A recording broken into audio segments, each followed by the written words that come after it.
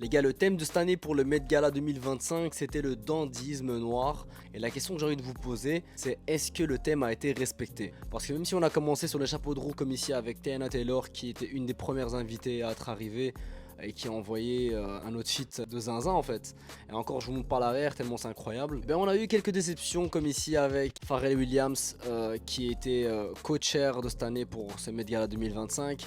Et en tant que co-chair et surtout directeur artistique de la maison Louis Vuitton, en effet, j'attendais un peu plus de sa part. J'ai d'ailleurs eu le même feeling un peu pour A$AP Rocky. Alors bien sûr, il respecte le thème à 100%, c'est Harlem. Mais je pensais qu'il pouvait quand même mieux faire, surtout après avoir vu ses dernières covers pour Vogue. Alors bon, évidemment, je vous épargne les invités qui étaient totalement hors thème selon moi, comme ici par exemple, ou encore ici, et encore là.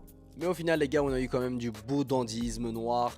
Pour moi c'est pas raté, j'ai vu beaucoup de gens dire que c'était pas du tout le meilleur Met Gala.